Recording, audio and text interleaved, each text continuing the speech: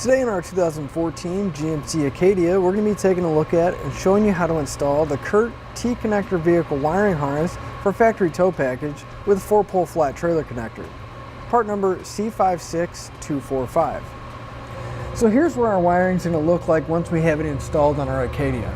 It is going to stay on the outside of the vehicle at all times, and it's going to provide us with a 4-pole flat trailer connector, which is going to give us all of our lighting functions, such as our tail lights, turn signals, and our stoplights. We're going to have a dust cover to keep all the dirt and debris out, and we can actually use it also to attach our 4-pole to our hitch. That way it's not hanging down when we're driving down the road. Now, as far as installing the harness, it's going to be an extremely straightforward installation. If we follow our wire, it's going to come right over to the passenger side, up behind the bumper, and we're going to have a factory plug that's going to plug into. We're also going to have to put in a few relays and fuses, and those will be under the hood. So here's a look at what comes in our wiring kit. It's going to come with our harness, a dust cover, and all the necessary fuses and relays to activate the wiring on our Acadia. This is going to be a rather simple installation. All we're going to have to do is find the factory plug to plug our harness into and put the fuses and relays in place.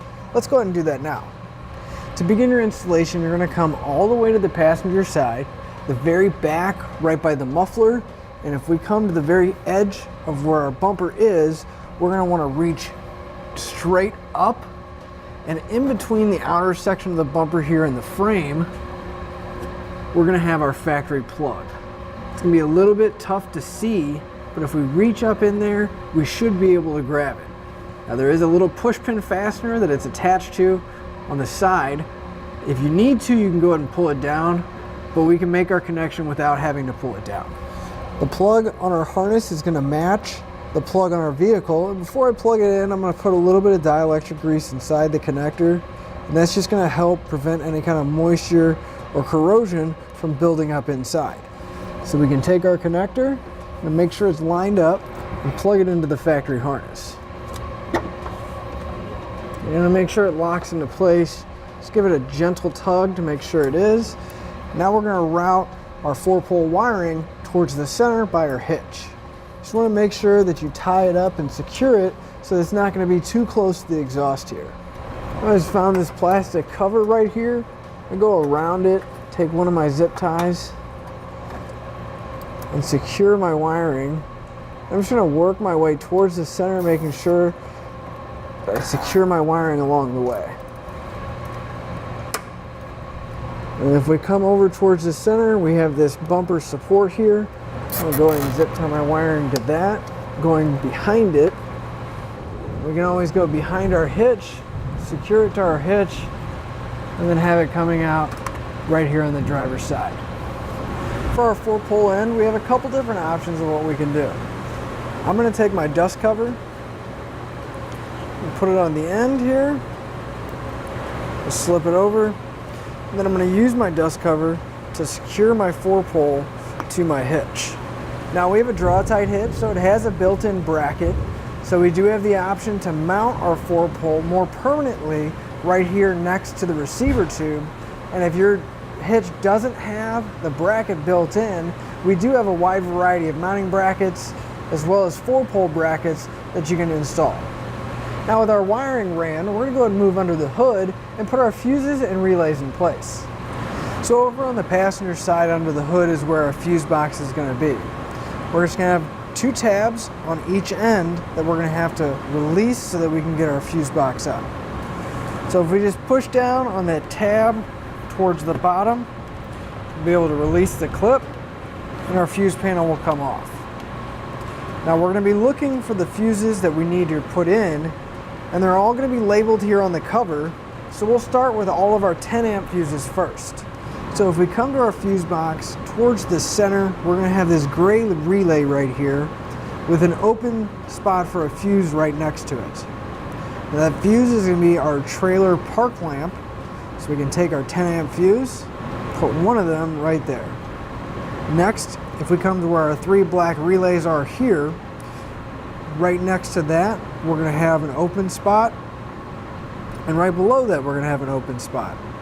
Those 2 spots are for our left at stop and our right and stop.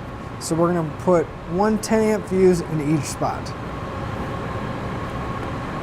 Now we're going to have one more 10 amp fuse, and if we come towards the passenger side, we should find a 20 amp fuse next to a gray relay right here. So we come to that spot right here, which should be labeled F8 if we look really close.